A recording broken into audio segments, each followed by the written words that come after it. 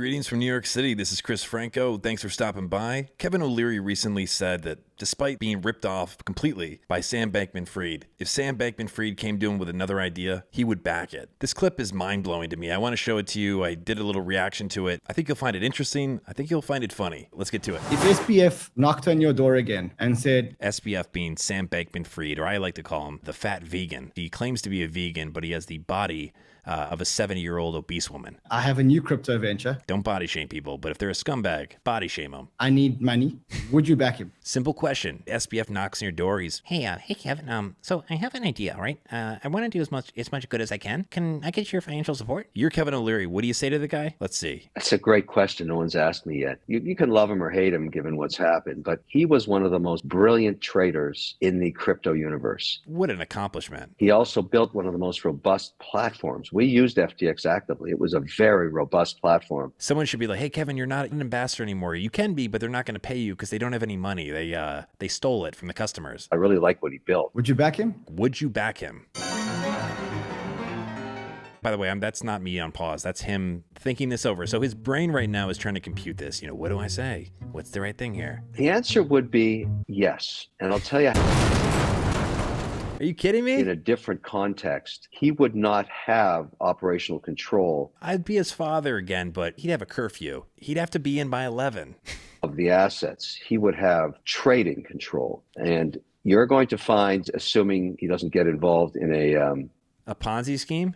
in a bad situation, A massive fraud, a historic fraud? that he will be found somewhere else in crypto. I know all the players in the crypto market. And so the question then becomes, is he this stupid? If somebody rips you off like this and they come to you and they want to work with you again, they have really learned my lesson. Oh, they'll do it again. I don't know many examples where people who are this much of a low life suddenly are reformed and don't go back to their old ways. Okay, so he's an idiot, Kevin O'Leary is, if he thinks that wouldn't happen to him again. And, I would have more control. Shut the up. You have no control, because if, people that do criminal stuff, they don't care about the control. They're going to do what they want. Secondly, he's possibly, I should say, suffering from his own inability to acknowledge he made a mistake. Okay, we all make mistakes. What he should have said is, If SBF knocked on your door again... he'd go outside and punch his teeth in. Hi Kevin.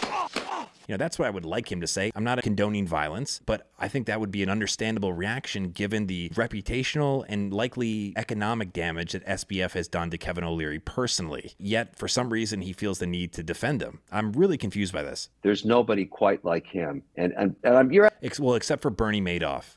I'm transparent. I'm honest. The word transparency, it turns our brains off or something. Like, well, he's being transparent. If someone's a murderer, right, and they're transparent. Hi, I just want to be transparent. I murdered 7 people yesterday.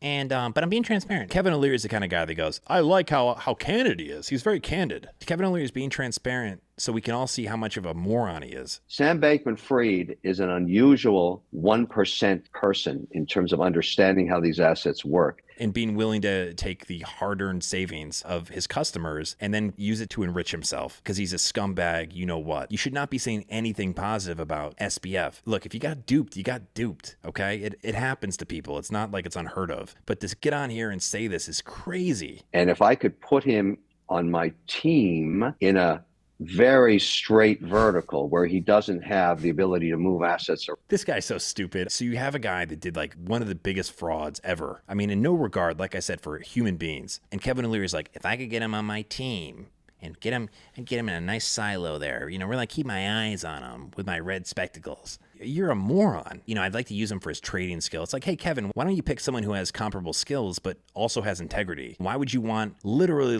one of the worst financial criminals ever? Why would you even want to have him part of your organization? I'm hoping everyone else realizes how insane what he's saying is. Is he being forced to say this?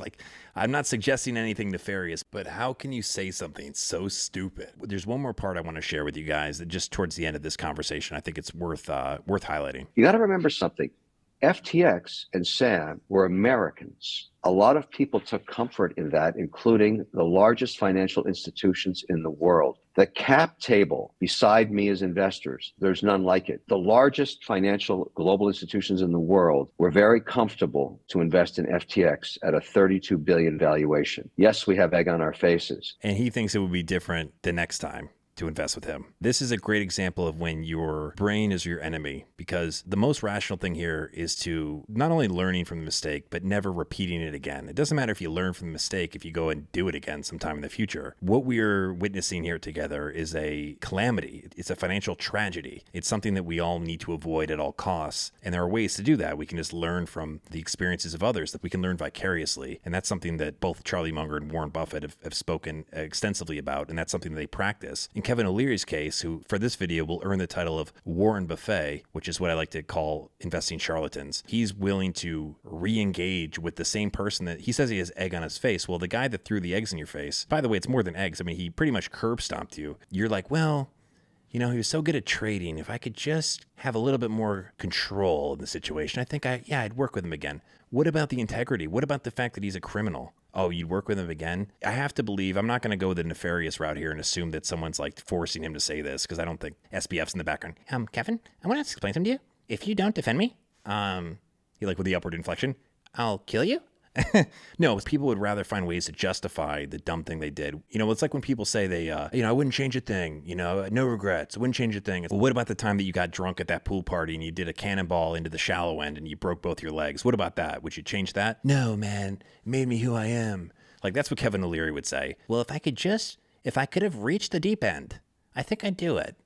Versus the rational person who'd say, yeah, I wouldn't do that again. I mean, this is just insane. And I'm glad we have this example so we can learn from it and learn what not to think, or learn how not to think and not to respond to adversity. Because this is just horrible on a lot of levels. And for all the negative things being said about him, I don't know of a more productive and efficient, disciplined, for a while anyways, trader of crypto. And I got to tell you something, there are very few. This guy is a total moron. I just want to say it unequivocally. And I'm not talking about him personally. I don't know him personally. I'm talking about how he presents himself, his persona on TV and online, whatever this version of him is. Kevin O'Leary, the public figure, moron.